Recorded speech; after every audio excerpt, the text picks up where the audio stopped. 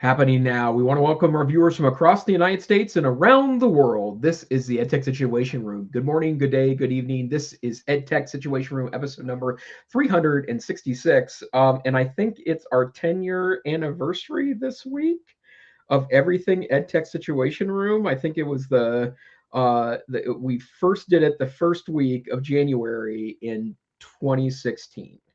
So wildly enough, we are 10 years in to this podcast, which kind of blows my mind. And Wes is desperately looking up the first date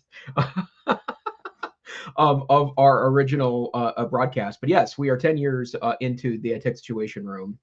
Yeah, it blew his mind. Sorry, I had an audio going of the echo. I don't know if that picked up, but I was like unable to stop that. So. Oh, I thought we were just stunning you by our 10 years. No, I'm in the Vivaldi browser and Chrome, and I'm all over the place. And so, yeah, sorry.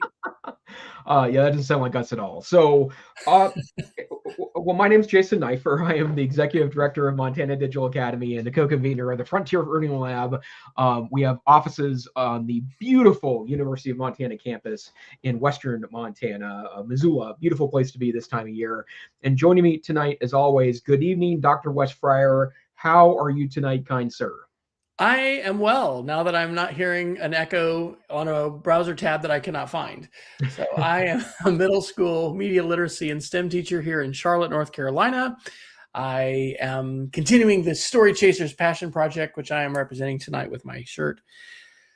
And we've started the new semester. Today was day one of our semester. We went back Monday. We have 2 days with our fall schedule, which I kind of think maybe helps give some time for grades and stuff like that to get put in and schedules to get adjusted. But today, two coding or computer programming classes, one web design, and one computer apps class. And it is very fun to be teaching right now, especially to be teaching something like computer programming, but also just design and having permission to explore and use AI tools.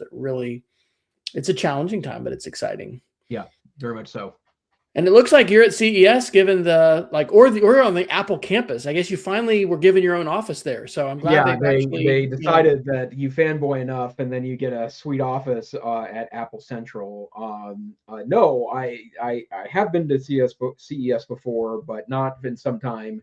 The last time I was there, ebook readers were just everywhere. But as we're going to talk about tonight, we have a lot more than that going on at CES this year. And we will talk about news, kind of shoot it through the educational prism to see if there's any insights that the news can provide for us. If you want to see links to all the things we talk about tonight, and probably a lot of things we won't get to, feel free to go to our website, edtechsr.com, where you will find our mass list of links. Actually, there's 2 documents now going all the way back 10 years ago, the things that we were talking about in 2015. In fact, it might be kind of an interesting exercise at some point to go back and check out 2016, 17, 18 shows to see what we thought was hot stuff or what the future would bring.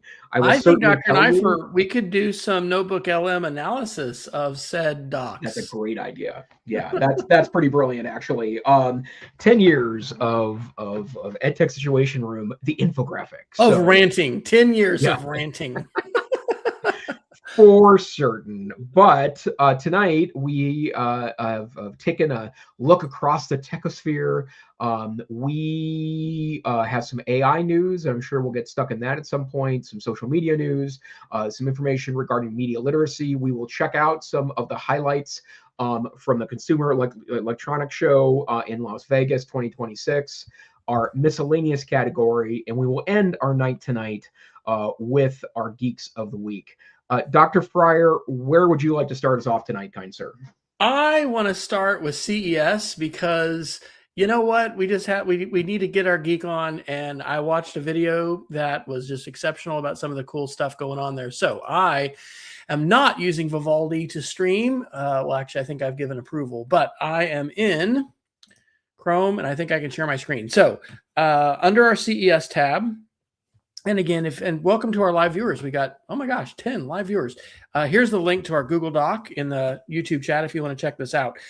The video that I watched was from AI Revolution. It was 13 minutes, and it was called "The Shocking AI Reveals That Stunned CES 2026." And these were the things, kind of in descending order of, I think this is something I might get. Not going to be ordering this myself, but iPolish offers you the way to use an app to change the colors on your nails. And I think there's hundreds.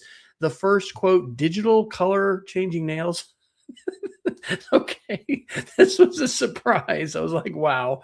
But here's one that I do think is even more practical in my life. And this is from Noti. It's called the Noti Flip. And it is a managed device for kids. So instead of just handing kids a straight up smartphone, it reminds me of the iPod Touch, but this would allow parents to give limited and moderated Spotify access, access to messaging, having some control over contacts, things like that. I think this sounds super cool. And I think, like many things at CES, this one's not available yet, but you can apparently get early access. And then the one that I am most excited about, and I'll be curious on your take too, Jason, is this called Blumens. It's an e-ink canvas. And so these come in different sizes. That is a pretty steep price tag at $1,500. Maybe want to step down to the 13-inch $450 one. But I have been using digital picture frames for a long time, like probably since the mid to late 1990s.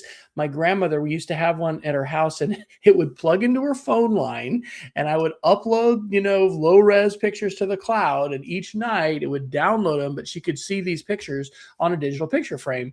The one that we've been using for my parents is called Pixstar. It's PIX star. And so this is like $250, something like that. You can get different sizes, but you basically put it on the Wi-Fi of your family member or wherever you want it to go. And then you have all these albums and you can manage it and stuff. And I probably should have that as a Geek of the Week because it's super, super cool. So in fact, I need to take Christmas pictures from this last, holiday and put those on there for my dad. We've got thousands of pictures on there. So this one is just this idea of e-ink and super thin, being able to have it on the wall. Like I dream someday of a classroom where I could, have the walls just be projection devices that I could put images and use in different ways to create ambiance or show things or whatever. So any of those exciting for you, Jason, that you're going to think about? Yeah, I really love e-ink. I mean, I think it's I haven't found, at some point I will find and invest in kind of the e-ink tablet of my dreams. I did buy a 5-year-old Android e-ink tablet from Books, Boox. That I've been really trying to, at night, instead of scrolling on my phone, do an e-ink tablet instead, because I do think there's something to, I've seen references to the color at night, the bright light at night, the blue light at night. I will say that there doesn't seem to be any definitive information on this, but certainly something that I want to explore more. But I've even looked into, they're wildly expensive, but there are portable displays that are e-ink that are 15-inch portable displays for like a laptop, but they're like $800-900, which is just not there for me yet. But I like this idea of the e-ink display in a frame. I think this technology is bound to become cheaper and cheaper over time. And Dr. Fryer, I think your vision of having, imagine a wall for a moment of e-ink displays, right? So low power, low maintenance displays that you can treat as a huge dynamic wall would be great. In fact, this was 7-8 years ago. I did do a Google training in Boise, and I can't remember the name of the school. It was an opening K-8 Catholic school, if I remember correctly. But they brand new building, and they had a classroom that had 4 monitors, 4 I would guess 52-inch monitors that were serving as a single monitor, that I got to train in front of, and so I had this just beautiful large display. We've actually talked about maybe trying something like that in our offices, finding the 4 cheapest televisions that we can find that are relatively borderless, and there are ways to pull that off with software.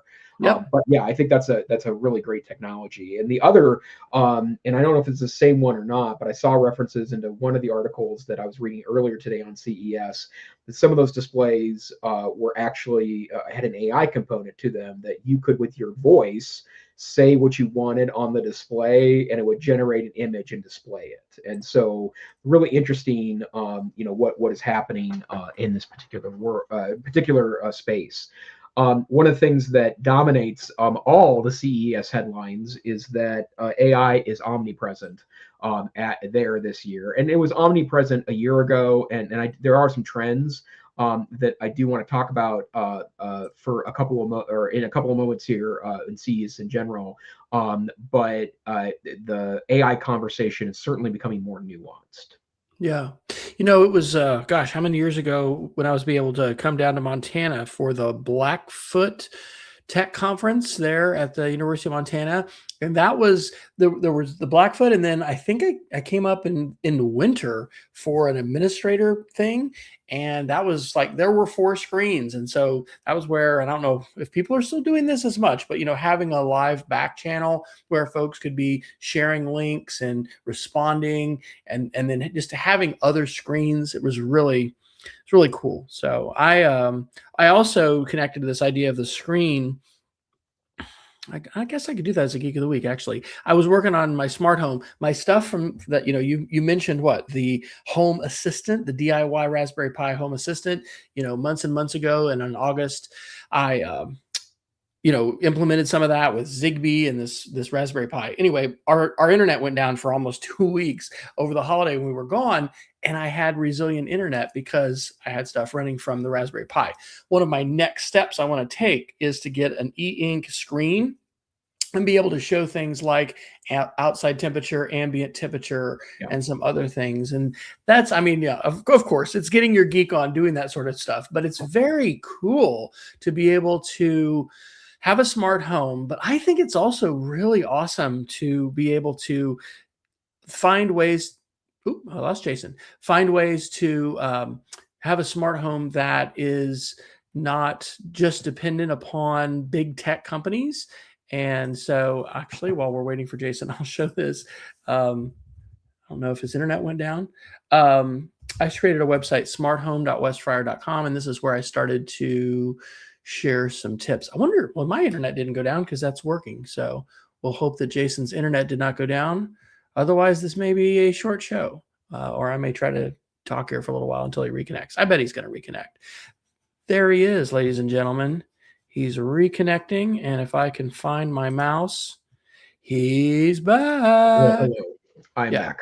All right. I just mentioned this my smart home website that I started over the holiday, kind of aggregating posts about that. So we can continue with CES and things, but are you on the smart home journey at all as far as that smart assistant stuff? Are you? Well, yeah, I stepped back a little bit because I was starting to get concerned. I had a real mishmash of kind of random smart home devices that I will say it was a real godsend when before my dad passed away last year, I helped my mom kind of wire up the house to provide some extra security.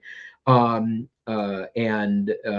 for things like door monitors and some cameras strategically around the house. So my mom felt like that she could, leave the house to go grocery shopping and keep an eye on my dad. And we did take all that stuff down after he moved into memory care. But I would like to, in fact, I have done a little bit of research on safe brands. I do know that it's interesting. I'm starting to get emails from some of the stuff that I bought, at least 7-8 years ago. Belkin is an example. I had some smart switches that I had been using, and Belkin's telling me that they're no longer going to support them after X, Y, and Z day. And I haven't looked into to find out if they're just not going to give security updates or if they're just going to shut them off altogether. I actually probably would stop using it either way because smart home devices can be such a vector for allowing bad actors inside your network. But part of what I hope to do is to just install some strategic devices in my house that are not kitschy but actually useful, right? Oh, yeah. Security lights outside. I don't really feel the need to wire up the house with cameras or anything, but it would be nice to have just something that points to the yard, for whatever reason. But Yeah. I'll get there. I did, I did introduce Home Assistant last year on the podcast. It's a wonderful platform. It's fun to fiddle with, right? That's mostly what I would do with it is fiddle, because I like fiddling with the tech. But I do think that there's something that building those like smart displays and stuff. I think it's a pretty cool idea. Yeah, absolutely. This is Smart Assistant that Jason was talking about. And, I installed a garage door sensor and I think it was like $10 or something. And then I have an automation that if my garage door is open because there have been some times where we've forgotten it's open.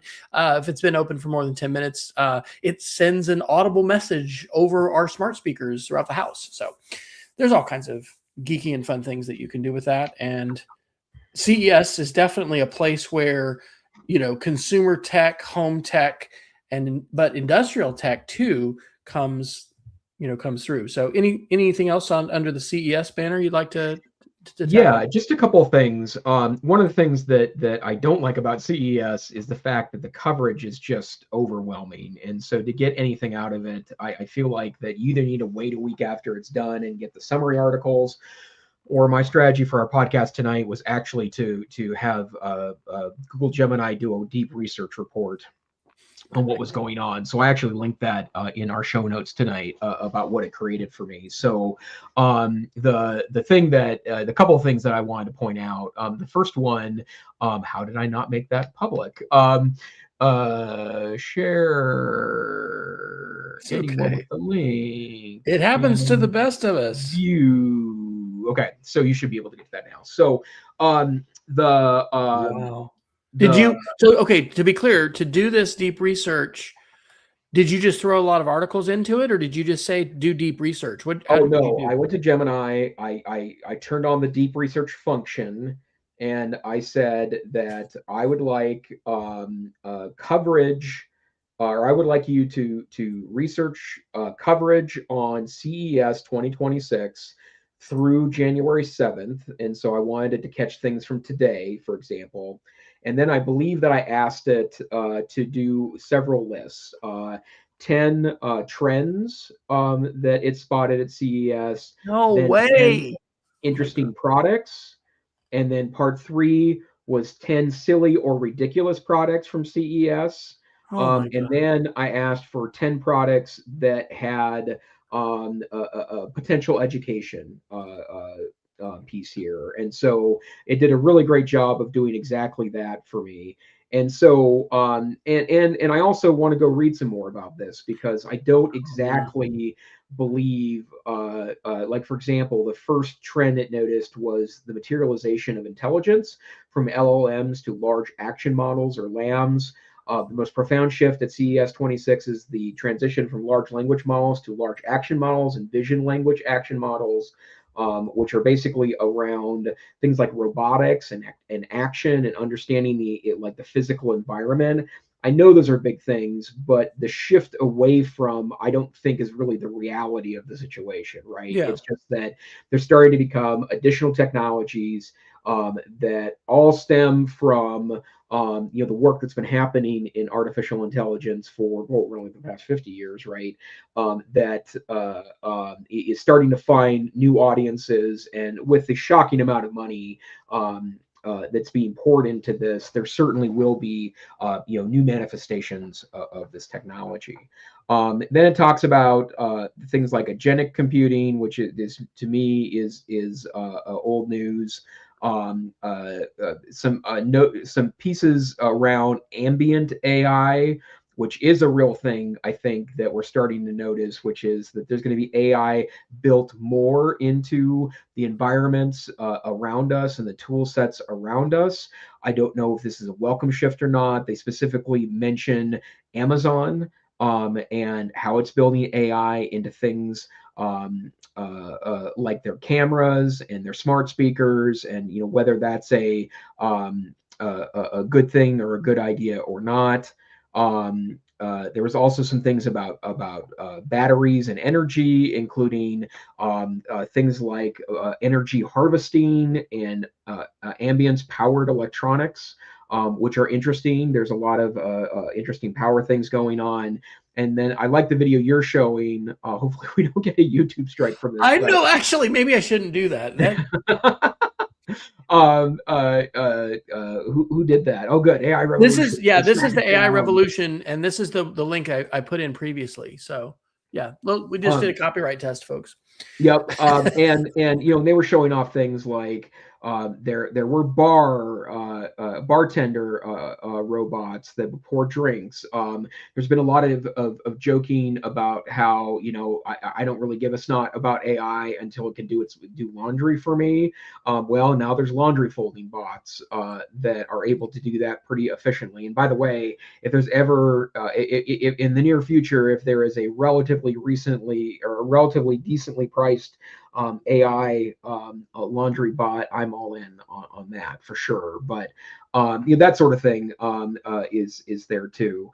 And then just a couple of other big picture pieces that I think are pretty interesting. A lot of screen technology. A year ago, I think it was Lenovo that introduced a growing laptop screen that kind of rose up.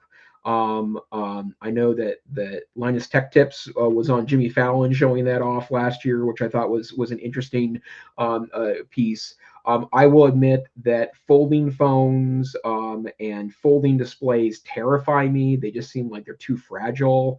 And I like a good heavy glass screen, that's Gorilla Glassed all the way up, so it can put up with sometimes my klutziness. But that's been a big thing there. And then I also know, just from listening to NPR on the way home tonight, that there's a lot of health-related hardware that is somewhat AI-powered, but things that analyze your urine and analyze your blood pressure. And I think we are likely to see a lot more wearables in the next year or two that kind of focus around health. And that also would be very Apple-y, right? Because they've really been cornering the market on smart tech that monitors your health. Apparently, they have a blood pressure module that either exists already inside of modern Apple Watches. They just need to get approval to turn on, or will be in a future version of an Apple Watch. I think blood pressure monitoring, 24/7 blood pressure monitoring is fabulously interesting, and would be something I would absolutely enjoy as part of that process. And I think that it's an interesting set of products that was released there.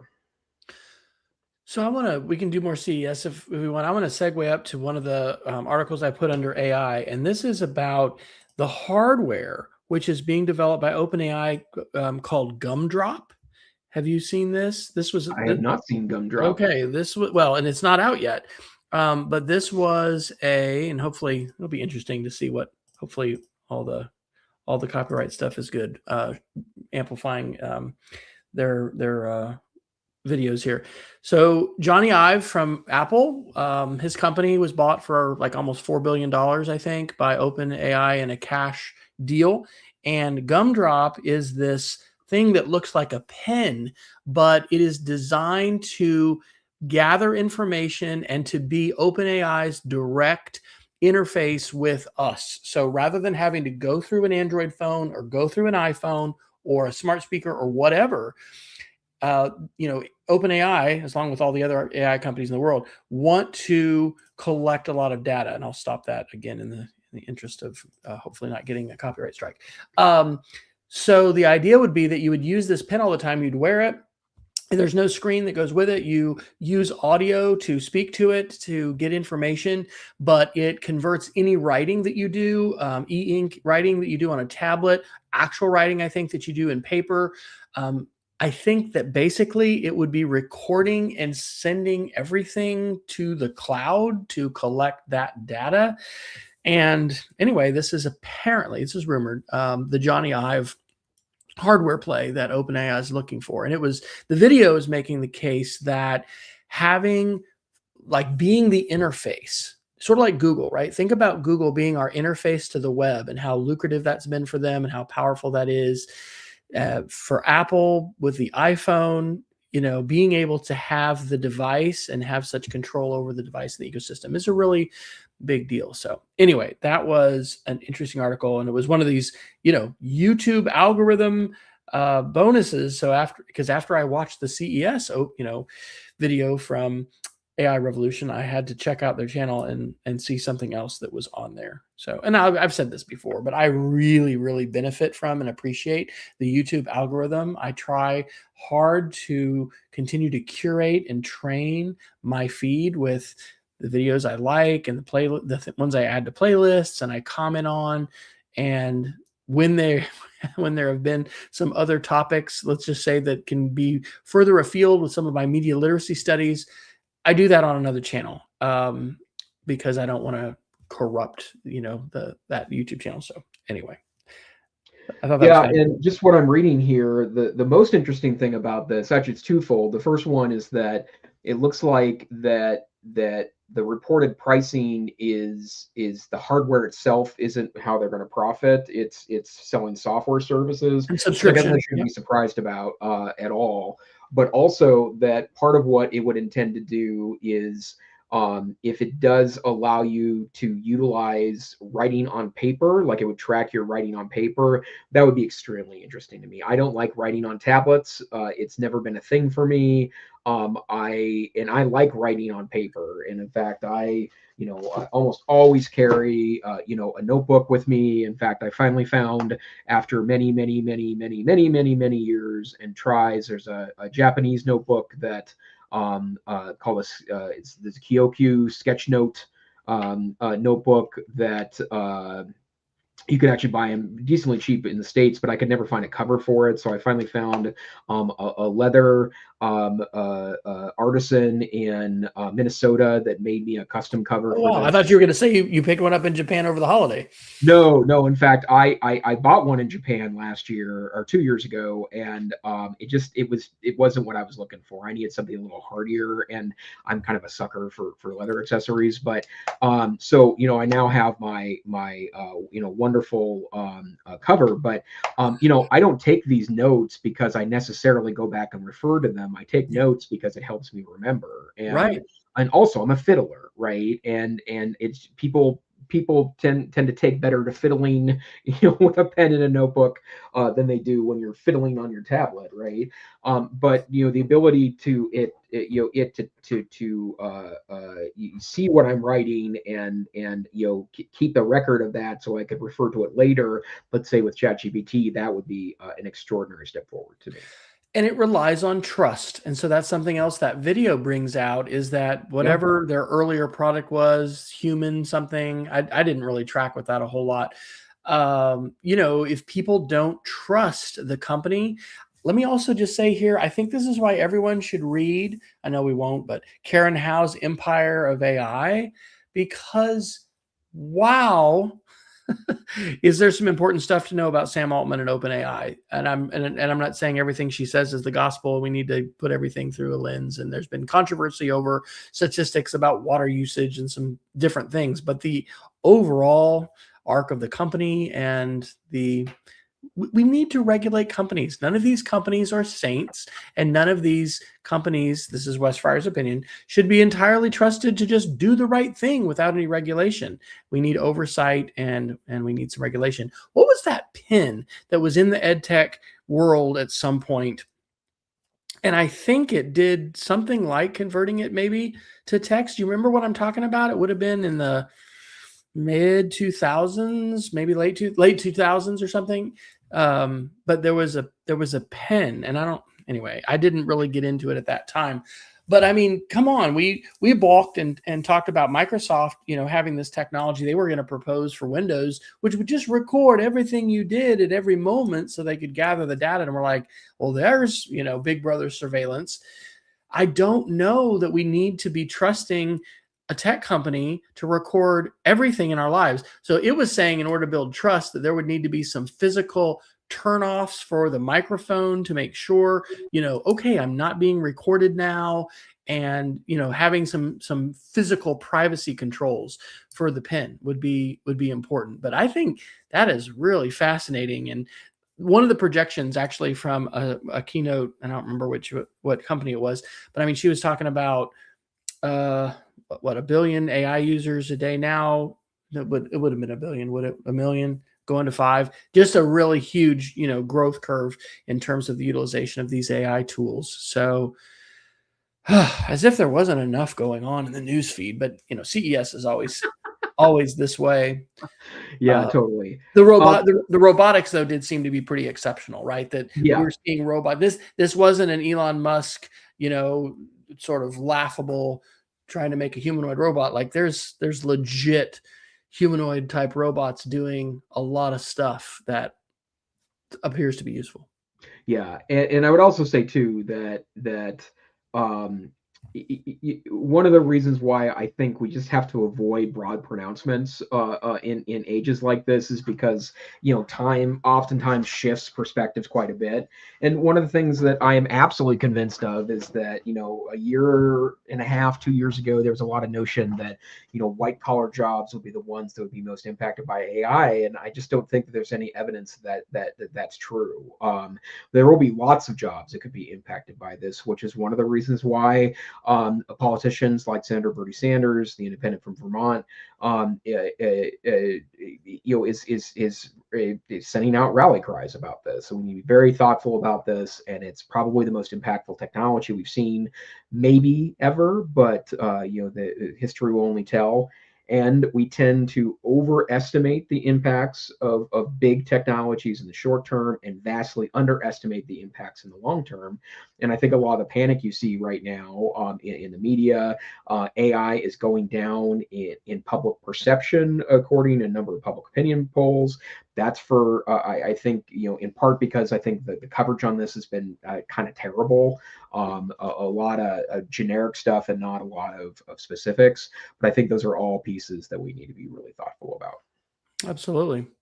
All right, sir. Where would you like I do want to point out one other CES release because I do think it's a really interesting thing. Lego announced this week that they are going to be introducing something called smart bricks, and Lego is kind of reinvented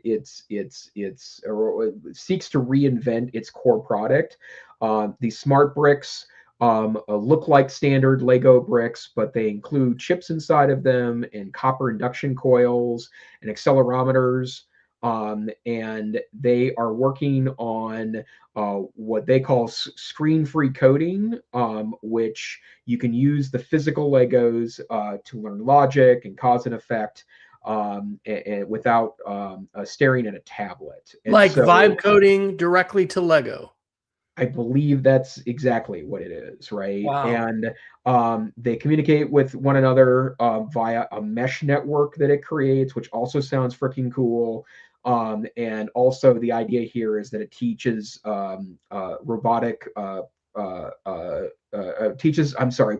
programming logic through tactile play. And so I love this. I've also seen references to the fact that Legos will be able to have sensors there, and that I assume that has something to do with the accelerometers that can sense kids moving and such and respond in kind, and really, really, really wild stuff.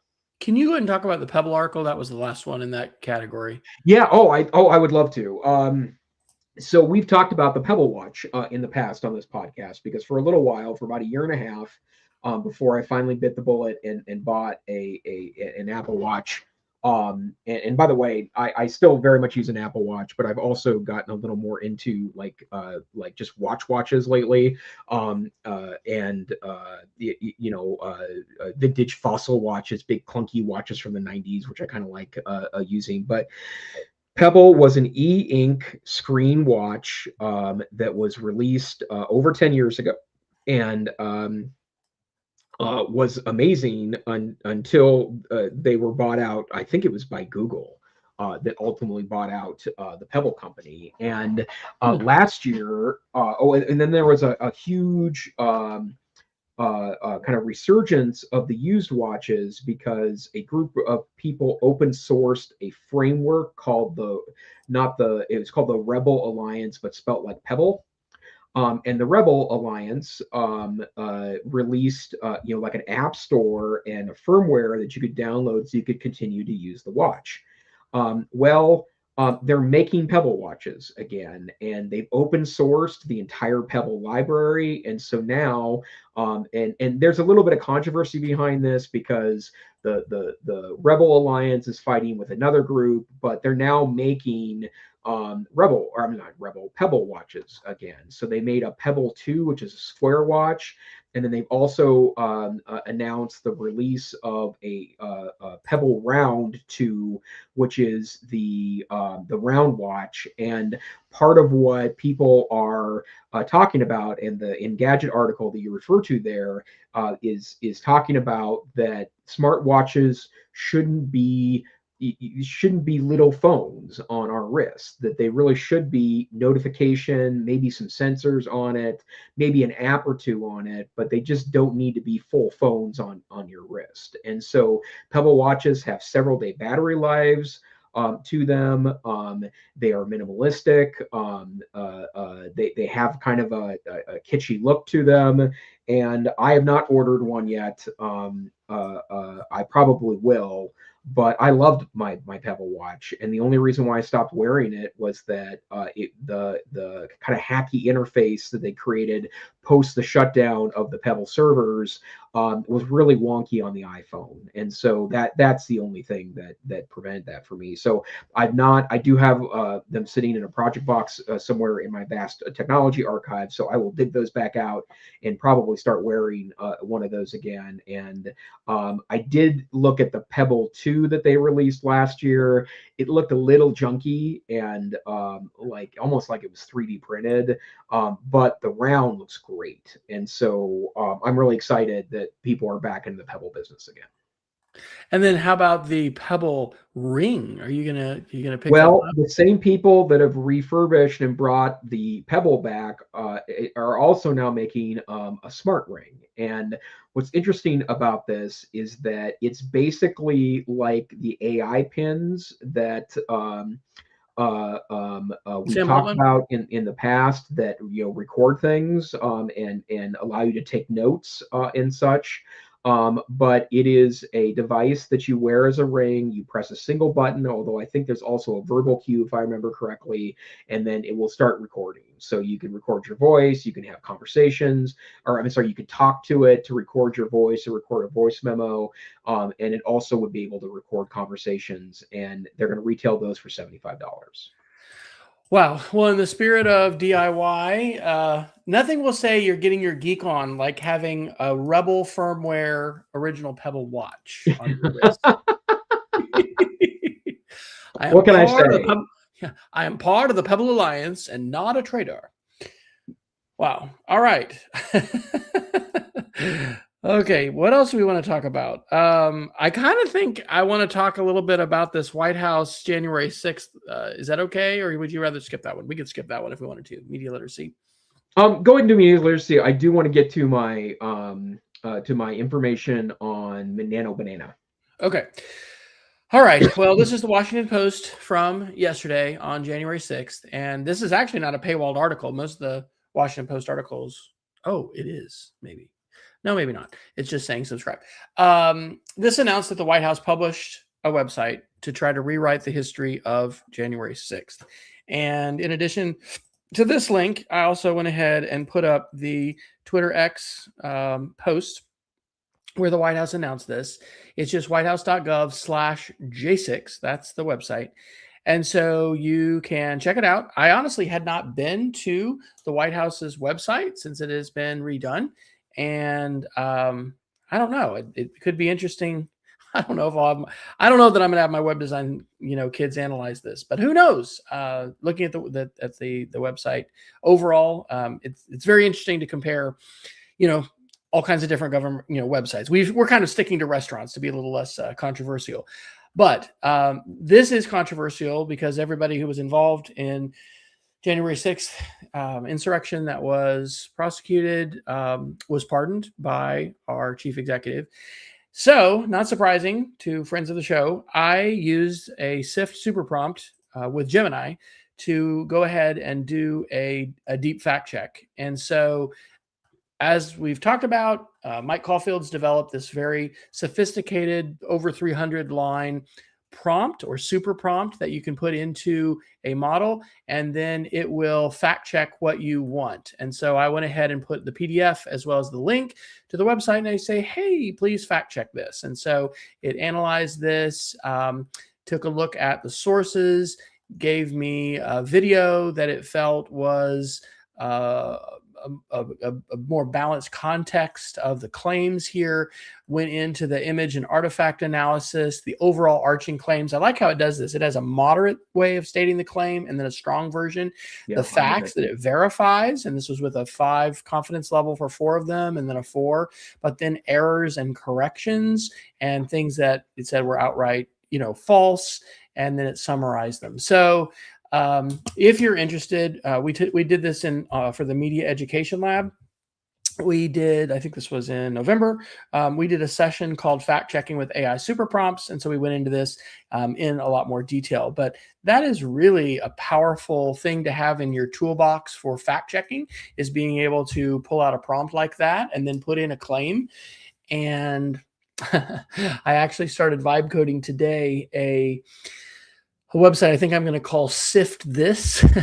And a friend of mine, Brian Turnbaugh in Chicago, he and I constantly signal message each other, like things that we find that many times are misinformation or are things that are good to sift and good to, inquire about. And so anyway, I thought that was worth mentioning.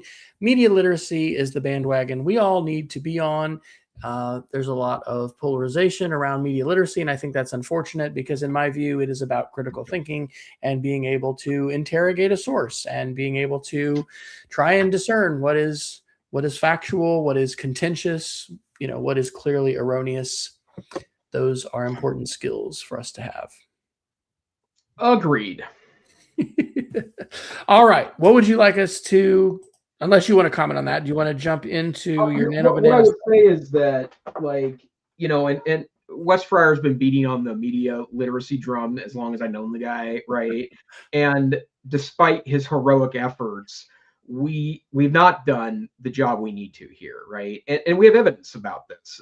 There's been numerous data sets, usually taking a look at college students and their media literacy to suggest that students, come to second or post-secondary education without the full tool sets they need. And in my mind, actually, I think that just goes back to also core critical thinking, right? That, I as a history teacher, I do believe that content itself is important and what we're teaching is important, but in the end, we need to make sure we're teaching critical thinkers. And I don't know the answer yet of what education looks like in an AI-driven world.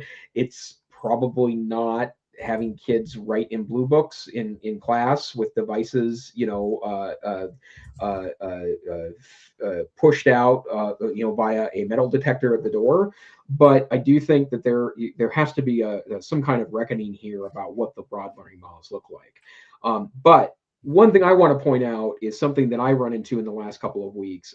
Like everyone else that has been excited about the release of Gemini 3 and Nano Banana 2 Pro, it's just a really stunning advancement for Google. And I'm convinced now that Google will at least be a major player in the AI race, if not the winner, right? And one thing that we haven't talked about here is that, and this was more of a process article than it was anything else. Gemini is going to run in the background of iPhones soon, and Apple made a huge agreement with Google to utilize Gemini as a background LLM. And I see that I have scooped Dr. Fryer. Yeah, I don't think I knew that. Let me make sure that I'm not. Yes, Apple is integrating Google's Gemini AI to power next generation features in Siri and its Apple Intelligence System, with Apple reportedly paying Google around $1 billion annually for this advanced model, which handles complex tasks as a temporary solution while it's developing its own. And what I would also say that, and they're not even going to, I believe they're not even going to say it's Gemini, right? They're not going to be like, do you want to ask Gemini? It's just going to be the stuff that powers Apple Intelligence in the background. Yeah. And what is interesting to me about that is that yes, there seems to be some pushback on AI. Well, no, it doesn't seem there is pushback on AI right now, right? And for better or for worse, we could debate that. But Apple, which has taken it in the chin the last 2 years because of its AI strategy, I think this is really smart, right? Like Absolutely, yes. It's using a model that works. They don't have to do any of the development. And to be honest, I'm not entirely sure if Apple had their own model or their own strategy. It's a bit like the App Store when Steve Jobs originally brought the iPhone out. It didn't have an App Store, and he thought Apple would make everything. But the thing that really got the iPhone to explode was third-party app development, and it's that creativity from outside. So I absolutely think Apple has made a winning move there, and that's great. Just as I'm excited that now on my Google Smart Speaker, I can access Gemini. And again, there's privacy issues and there's a lot of things to talk about and be concerned, but I'm really, really glad to not just want to throw the smart speaker out the window. And I wanted to almost do the same thing with my phone and Siri, because Apple Intelligence has been a joke. So yeah, totally agree with you 100%. So one of the things that I've been experimenting with is the slide and infographic maker in Notebook LM. And Nano Banana, it really is an extremely powerful image generation model. I just don't know how you compete with it. But I think that there is a massive problem with intellectual property, but not the one you think it is, right? It's not the training part. That's something that we still need to rectify. I tend to be a little bit, I guess, for lack of a better way of putting it, kind of wait and see on how the law determines what that looks like. I tend to agree a bit with Jeff Jarvis of Twit and AI Inside fame, where he perceives it to be fair use to train off of copyrighted materials. That's a whole different thing for sure. But one of the things that a couple of weeks ago I tried was I took several Notebook LM notebooks I have, which are around things like writing student-facing text and creating strategic plans and strategic thinking and critical thinking. And I asked it to create slideshows. But in this particular case, I asked it to create slideshows based on a theme. So the first image you see at the beginning of that document is based on Tokyo subway maps, right? And what I would say is that there's actually a whole design precept behind this. One of the things I do when I travel, when I was in Japan for 10 days in December, is I tend to kind of deep dive a little bit on reading about things that I'm interested in context of other cultures. And so I was looking at trends in Japanese graphic design, and they are very well known for highly clear infographics because of things like the Tokyo subway system, right? And so when I asked it to create, in this case, it is about like how to write for clarity when you're writing student-facing text, and I had it use the theme of Tokyo subway maps. It did a really wonderful job of creating that, right? And that itself isn't really copyrighted, right? Like that's just a design over time. You could have it do New York subway maps, you could have it do San Francisco transit maps, you could have it do Paris subway maps. All those would be kind of a style, and I'm sure there's probably some intellectual property snuck in there somewhere. But if I were to design things around this, what I would essentially be doing is designing around clarity of message. Well, then I started asking it to design the slides based on popular culture things. In this particular case, I had it ask about, or I had it use the movie Airplane, the 1979 film, one of my favorite films of all time, one of the greatest pieces of comedy writing I think that's ever existed. And it not only did exactly what I asked it to, and by the way, I know these are generated images and not directly copied images, because the images aren't like I know this movie well enough that like there's some images in the rest of the slideshow where the pilot's in the wrong seat, right? But I then had to go through and create different popular culture references. The last slide in this one was the famous line from Airplane, "I am serious and stop calling me Shirley." The next one is based on South Park. And this is about a problem solving, and it quotes Cartman, and kind of pulls in the humor. And all I asked was for the design of around South Park, and here it is. Kind of acting and speaking like Cartman, which I think is super interesting. The next screen shows off a killing of Kenny, which is also a meme from South Park, and utilizing the font and the animation style, but again pulling in my information, from the notebook itself.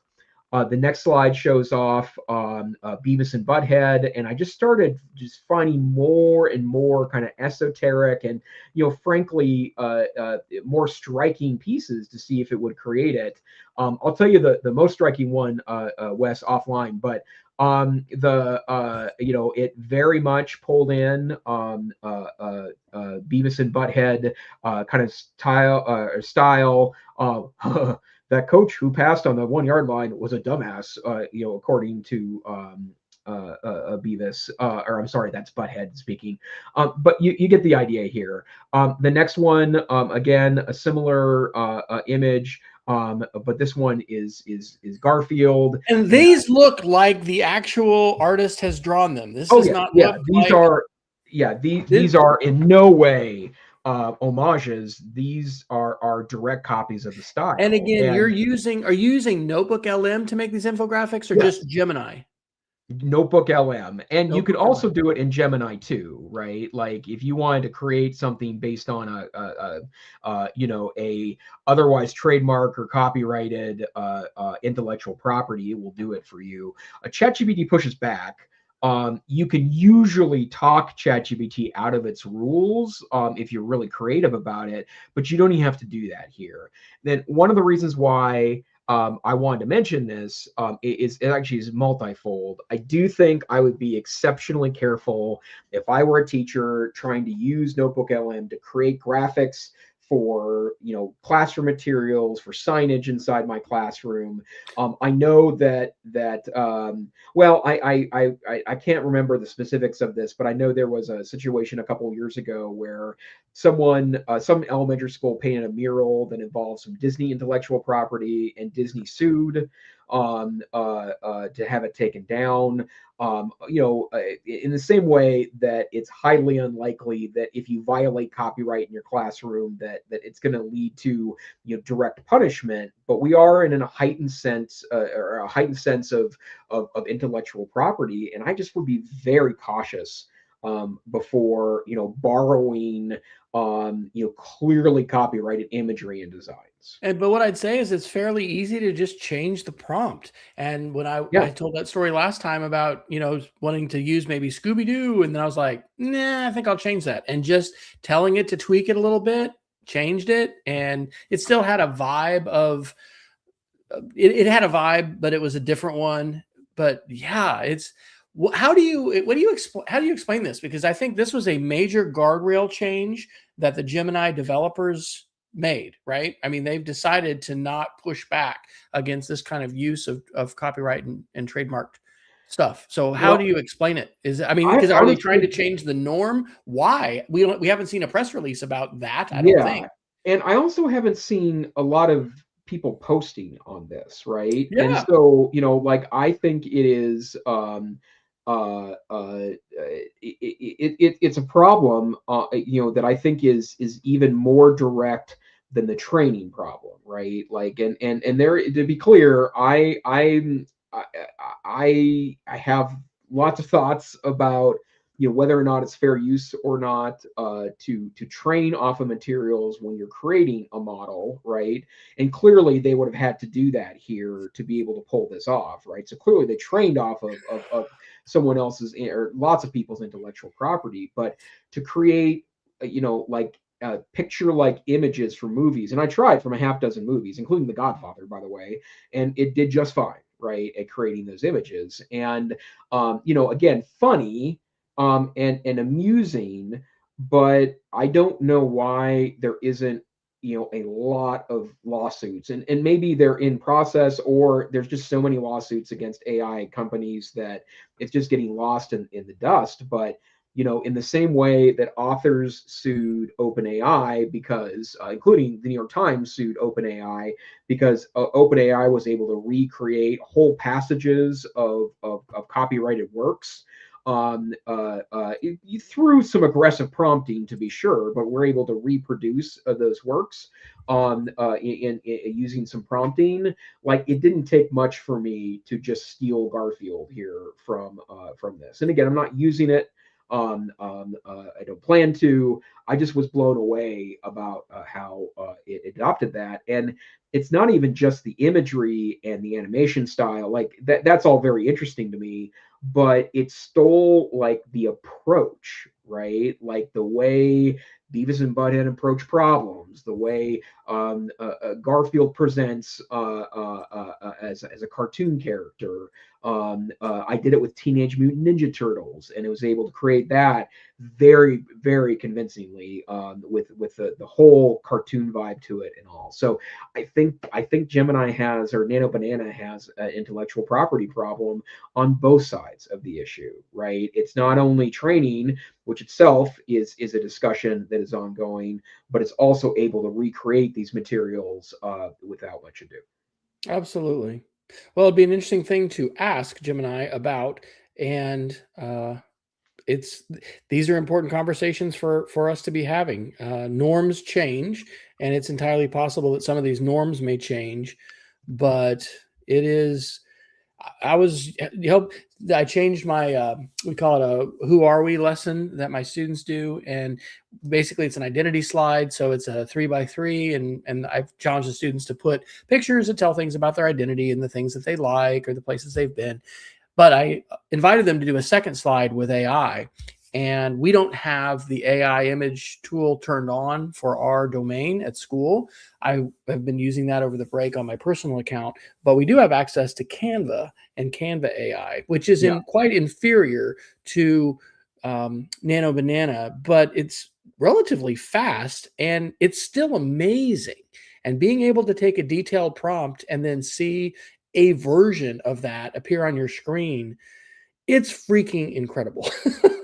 So, um, all right. Well, any articles you'd like us to touch on before we geek of the week it? Because I fear we are near the top of the hour. I We're think we actually a are at little the top of beyond the the top, hour. but Let's go yeah, ahead and wrap her up. okay. Sounds good. I wanted to mention, I'll do this for the Geeks of the Week. If you are not watching the video version, we are definitely doing a little bit more screen sharing. So you may want to consider that, and you can find us on Substack as well as YouTube.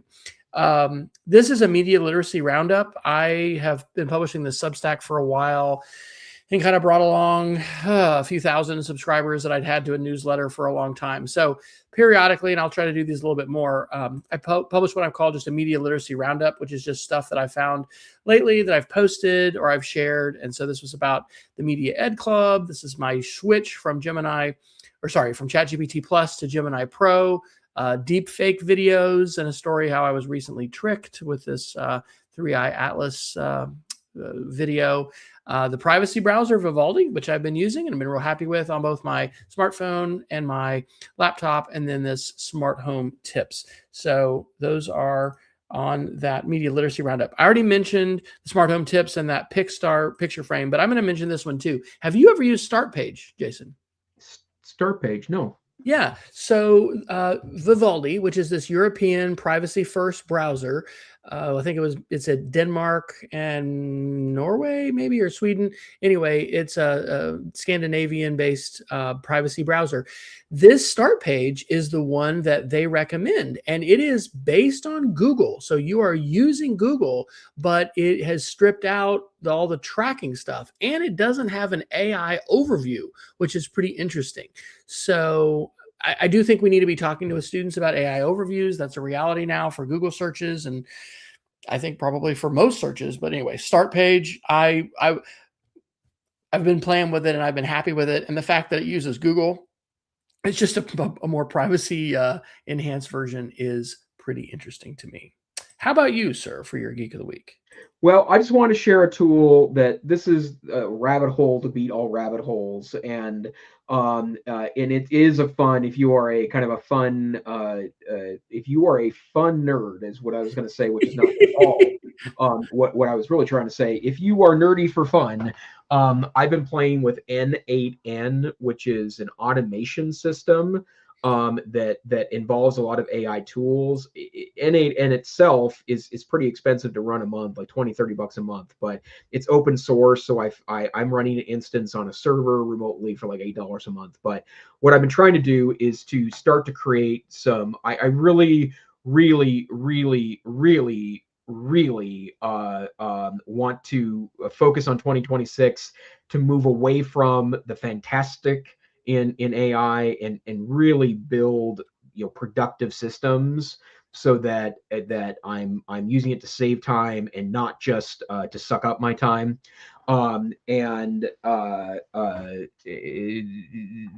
It's really great. So as an example of this, every morning at 7:30 in the morning, I get an update from 14 RSS feeds that are all educational research based, and it's called my morning report for educational research. And so I spend I have a 45-minute process every morning that I go through, which involves checking my email and prioritizing my day and looking at what's due and looking at the calendar.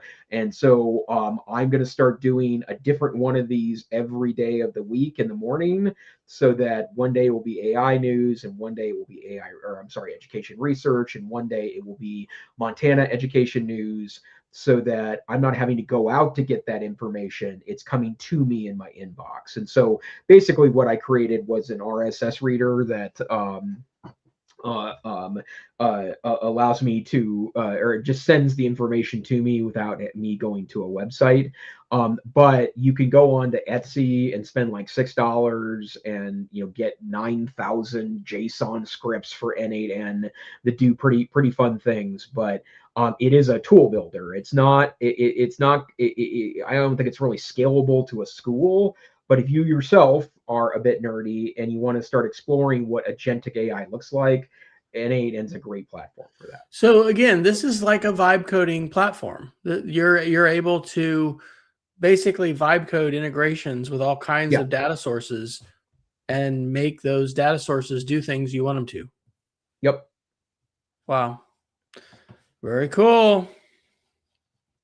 All right. Well, I think by the way, Dr. Fryer, I will say I just asked Gemini the question you said we should ask it about, copyright. So why are you able to create images with trademarks or copyright images? It thought for a minute. Actually, this is a complex area where technical capability often clashes with policy guardrails. To be precise, I am programmed not to generate copyrighted characters, logos, or specific trademarks. If you ask for Mickey Mouse, my safety filter should trigger a refusal. However, you likely notice that if you ask for a can of Axe body spray, the model might generate something that looks nearly identical to the product. And then it goes on and has some information. But I then said, it's like, would you like to discuss the copyright implications of AI generated material materials and student work. Well, no. I said, okay, check this out. And I gave it the, oh my God, they killed Kenny slide. And I said, this was created by Notebook LM, which uses Nano Banana. This violates intellectual property, right? And it said, you are spot on. First confirmation, I ran a synth ID check on the image you uploaded, and it tested positive for Google AI generation. You are also correct about the engine. The current model landscape as of early 2026, Nano Banana is the colloquial and sometimes semi-official name for the Gemini 2.5 Flash image model integrated into Notebook LM's audio and video overviews. This image is a fascinating case study in the technical capabilities, safety filters, intellectual property law could provide. So then it goes through and kind of tries to justify itself. First, the concept versus copyright problem. Technically, the model didn't copy and paste an image of Kenny from the database. It generated pixels based on a probabilistic map. South Park is so culturally ubiquitous that the model has overfit on the visual analysis. To the model, Kenny is not just a character name. It's a rigid set of visual instructions: orange parka, hood tied around face, brown gloves. The trigger. Notebook likely analyzed a source text you or the user uploaded that said, "Oh my God, oh my God, they killed Kenny," a catchphrase or metaphor for bad strategy. The model was to visualize, the model's goal was to visualize the concept. And now it goes through a bunch of what seems kind of like BS, but and that's actually not true, because I asked it to design the slides in the theme of South Park. In this style, yeah. Wow. Well, there you go, Jason. There's your next article for your free time, which I'm sure you got lots of, to do some academic journal publishing, and I'm sure that five people would like to read that in an arcane journal that's in a paywall that no one can access. Yes, yeah, totally. Although one thing I will do, just as an FYI, the one great thing about talking about it in the podcast is that I will take this recording and I'll pull everything I said and turn it into a couple paragraphs that will be the beginning of my Substack article about this. Yeah, 100%. Yeah. And if you are not subscribed to the Frontier Learning Lab on Substack, I'm going to just promo that one for you right now, Jason. Well, thank you, kind sir. There it is, and we'll put it on the screen. Where can people find you when you're not here? Well, best place to find me is on LinkedIn, which is where I spend most of my social media time. To be very frank, other than skulking on Instagram, I don't really use social media much anymore, and it's actually to my benefit. So you can also find me at aicentrist.com. How about you, Dr. Fryer? I am at westfryer.com, and you can find lots of links there. I'll maybe share this next time, but I vibe coded. I'm trying to do a new feed hub for our Media Education Lab Media Club. The tool you just shared, is it N8N? I'm interested in maybe playing with, but you can't legally scrape content from LinkedIn or Facebook. And so one of the benefits of sharing on Blue Sky or Mastodon or another open place is that if you want to take feeds and stuff like that, and that was according to Gemini. I haven't researched it in detail, but I wanted to have sort of an agentic, pull Jason's last, 5 feeds or 5 last posts from LinkedIn. It said, you can't scrape that. And if we try to do that, LinkedIn will probably shut you down. So anyway, but hey, keep sharing there. We got to you got to figure out where to keep sharing, because idea sharing is great. So yes, I totally agree. Where can people find you on the internet, sir? westfryer.com, and lots of links there. Okay, well, this is the EdTech Situation Room. We're a once-a-week-ish podcast. We've been a little more consistent the last couple of months, where you can find us on Wednesday nights at 7 p.m. Mountain Time, 9 p.m. Eastern Time, sometime in the middle of the night, UTC. We'd love it if you joined us live. We do broadcast over YouTube, which is the easiest place to find us. You can also go to our Substack by just typing EdTech Situation Room Substack into Google, and you'll find us there. Stay safe, stay savvy. We hope you have a wonderful week, and we hope to see you next time on the EdTech Situation Room. Good night.